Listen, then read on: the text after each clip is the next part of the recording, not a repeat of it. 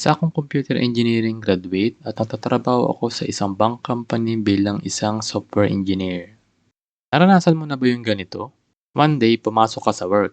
Pagkatapos, may binigay sa'yo na task yung amo mo. Sabihin na lang nating team lead. Tapos yung task na yun, sa'yo lang inassign. Pero kung iisipin mo, pang dalawang taong task na siya. Aside from that, gusto ipatapos sa'yo yung task within one day. Pero sa tingin mo, 3 days na yung task na yun kung normal pace lang. Pagkatapos sabihin sa'yo yung task, napasabi ka na lang ng Okay po. pero sa isip-isip mo, may nasabi ka na Ang bobo naman itong amo ko. o di kaya Paano ba naging amo to? Walang alam sa pagmamanage. Hindi niya alam kung gaano kahirap yung inutos niya. yung mga ganyan. Pwes, sasabihin ko sa'yo, hindi ka nag-iisa. Maraming beses ko na ding naranasan yan. At sa tingin ko, patuloy ko pa ding mararanasan. Karamihan sa atin, wala din naman magawa kundi magtiis lang. Sa hirap ba naman ng buhay at sa dami ba naman na nakapila sa posisyon mo, wala kang choice kundi magtiis lang talaga. So balik tayo sa tanong no, bakit nga ba may mga bobo na nagiging amo? Or mga amo na bobo na nanatiling amo? So i-define muna natin yung bobo sa context na to. Yung bobo bilang amo ay simple lang, yung walang alam sa pagiging amo. Pwede nating sabihin na yung walang kaalaman sa pagmamanage. Pwede ding walang alam sa nangyayari sa mga tao niya. Or wala siyang alam sa mga ground tasks ng mga tao niya. So ano yung ground task? Basically, yun yung mga task ng mga taong nasa baba ng amo. Or kung amo ka, yung task ng mga tao mo. So ayan, na-explain ko na sa'yo yung ibig kong sabihin sa bobo na amo. So bago ko din sagutin yung tanong ko kanina, bigyan din muna kita ng idea so kung ano yung meron sa isang kumpanya. So una, yung mga investors o shareholders. So sila yung nasa pinakaitaas. So sila yung may mga malalaking investments sa business ng kumpanya or sila mismo yung owner ng kumpanya. Pinaka-importante din sila kasi kung wala sila, wala din yung kumpanya. So next naman, managers o mga amo. Basically, sila yung mga nagpapatakbo sa kumpanya.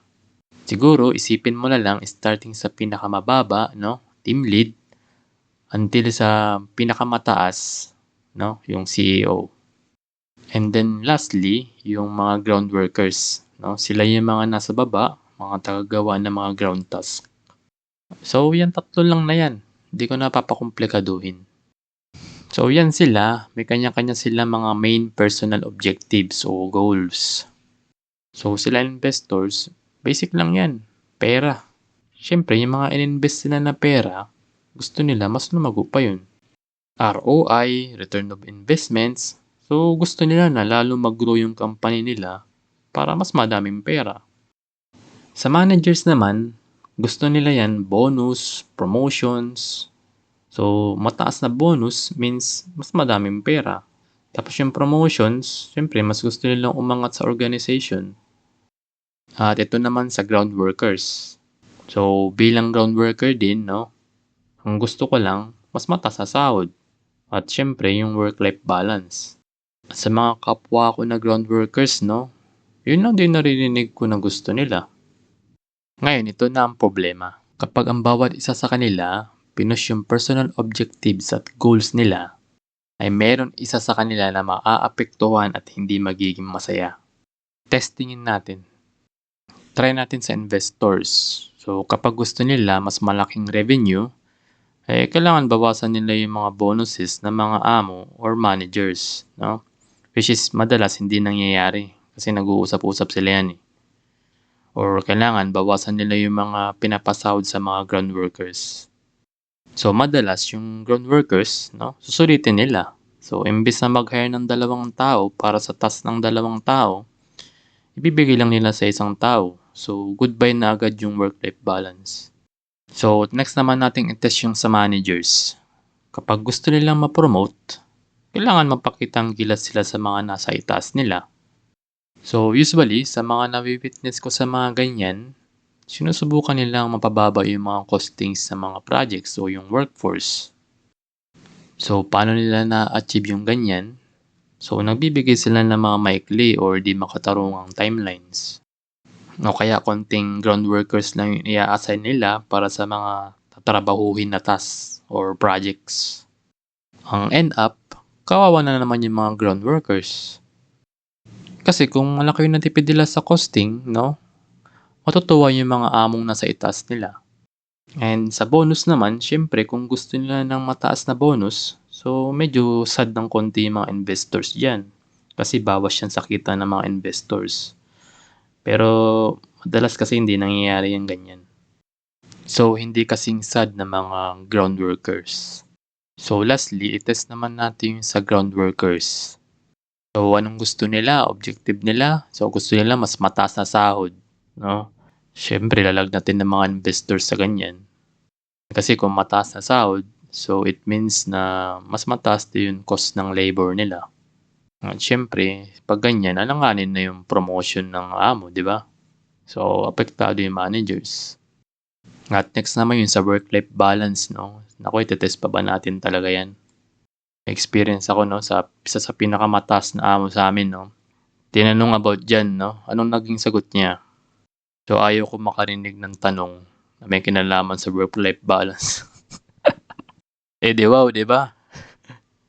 Parang dating, luxury na lang talaga yung work-life balance. Yung iba nga dyan, gusto ko pa mag-work ng weekends eh. No, mga walang hiya talaga eh. So, malungkot di ba? Pero sa mga napuntahan ko na mga kumpanya, pare-parehas ganyan yung mga naobserbahan ko. Lagi, no? Madalas, ground workers ang mga kawawa. Kasi yan sila investors at managers. So, nag-uusap-usap sila yan. So, madalas sila yung mga magkakampi. So, for their own benefits, yung mga nasa baba, no, yung mga ground workers, ang titipidin nila at susulitin nila. So, kaya ang nauobserbahan ko na mga qualifications na ng pagiging amo ngayon, so una, dapat magaling siyang sumunod sa utos ng among nasa itaas niya. At syempre, dapat magaling din siya magpasunod ng tao niya. So, dito pumapasok yung mga nananakot pa. Alala ko meron kaming pinakaamo, ang sabi, kapag hindi kayang gawin yung trabaho, edi palitan. So isa pang kwalifikasyon yung kailangan magaling magtipid at manggipit. So kahit di na kaya ng tao, no? Kukuha pa rin ng trabaho sa itaas para na masabing madaming achievements kahit maliit na yung labor cost. So kung iisipin mo din yung sinasabi ko, meron sa mga amo na yan na alam nila na mali yung ginagawa nila, pero nagpapakabobo pa din. And sa mga qualifications na nabanggit ko, oo, hindi kasama na yung marunong ka mag-manage, no? Kailangan lang magaling ka magpasunod ng tao mo. Kasi yun na yung tumatapos sa trabaho eh. Yun ang hinahanap ng mga amo nila. Kasi alam mo, kapag naging mabuting amo sila yan, at sila yung naging mahirap pasunurin, no? Kasi inuuna nila yung mga tao nila, so sila naman yung papalitan. Ganun. Naalala ko yung sabi sa akin ng dati kong katrabaho eh, na kapag gusto ko daw umangat, dapat handa daw akong manapak ng mga taong nasa ilalim ko. So yung mga managers at amo, no, ginagawa lang nila yung mga bagay na magpapasaya sa mga nasa itaas nila para safe yung karera nila. So matatanong mo, no, may mga mabubuting amo pa ba? So meron pa rin naman ako mga nai-encounter. So ang problema lang, kapag hindi nila masikmura yung mga pinapagawa sa kanila ng mas amo nila, no? So sila yung kusa nagre-resign. So mababalitaan mo na lang, may mabait na manager, nag-resign, no? Kasi hindi niya kaya yung pinapagawa sa kanya ng mga among nasa taas niya eh. Nagre-resign sila at naghahanap sila ng kumpanya na mas pasok yung ideals nila. So ikaw, or tayo, ano na lang ang magagawa natin kung lahat ng kumpanya ganyan na? If you can't beat them, join them na lang ba? So mahirap maging matinong amo kung napapaligiran ka ng mga bobong amo. At mas mahirap maging ground worker under ng bobong amo. Kasi kung mabuti kang amo at napapaligiran ka ng mga bobong amo, maiipit ka lang ng management. Kasi example, yung amo mo ang daming gusto, ganito ganyan. Tapos ikaw gusto mo lang balansehin yung magiging trabaho ng mga tao mo. So ito din madalas yung reason kung bakit yung mga dating mga matitinong amo nagiging mga sunod-sunuran na lang din at parang walang pakialam. Pero kung nagsisimula ka pa lang, no, like bilang isang ground worker, ito yung mapapayo ko sa'yo. Huwag kang mawalan ng pag-asa. Ipon ka lang ng experience sa mga kumpanya na mapagtatrabahuhan mo. At hangga't maaari, kunin mo na yung mga mabubuting bagay na makukuha mo sa kumpanyang mapagtatrabahuhan mo. Pagkatapos, pag nasa point na ikaw naman yung magiging amo, nasa sayo na kung anong uring amo ka magiging. At kung nasa sitwasyon ka na gusto mo talaga maging matinong amo, pero hindi ka inaalaw ng kumpanya mo, ay maghanap ka ng ibang kumpanya na pwede mong malipatan. Find a better company na pasok sa ideals mo basta may pagkakataon. Sa totoo lang kasi, madalas sa mga kumpanya, lalo na yung mga malalaking kumpanya pa, yung mga ganyan talaga yung kalakaran. Pero huwag ka mawalan ng pag-asa. Kung napuntahan mo yung kumpanya na may mga katrabaho ka or kasamaan ka na parehas mo ng pananaw at ideals, ay may pag-asa na mabago nyo yung sistema ng kumpanya nyo. Hindi man completely, pero yung mabawasan nyo yung burdens ng mga ground workers nyo, sobrang laking achievement na yun bilang tao. And matuto ka ding lumaro sa politika ng kumpanya, no? Yung tinatawag nilang company politics. So alamin mo yung mga taong dapat mong gawan ng connections para sa goals mo. Pero hindi naman yung level na magiging sip-sip ka na. Kasi kapag hindi ka marunong lumaro sa politika na yan, medyo mahihirapan ka. Yan, totoo yan. And huwag kang matakot i-voice out yung opinion mo or pumalag ka kapag tingin mo mali na yung dinidemand sa'yo ng amo mo. At syempre, sa pag-voice out ng opinion mo, alamin mo din kung paano tumiming. And makipag-argue ka lagi as professional at hindi yung out of emotion. Example, Pedro, may task ako para sa team mo. Need ko yung output by today. So, kapag out of emotion ka makipag-argue, parang galito yan. Grabe ka naman, boss. Hindi pa nga namin alam yung task na ibibigay mo. Gusto mo agad ngayon na. Gusto mo lahat instant. So, parang medyo nawawala na yung pagiging professional, di ba? Pero kapag professional, parang ganito yan.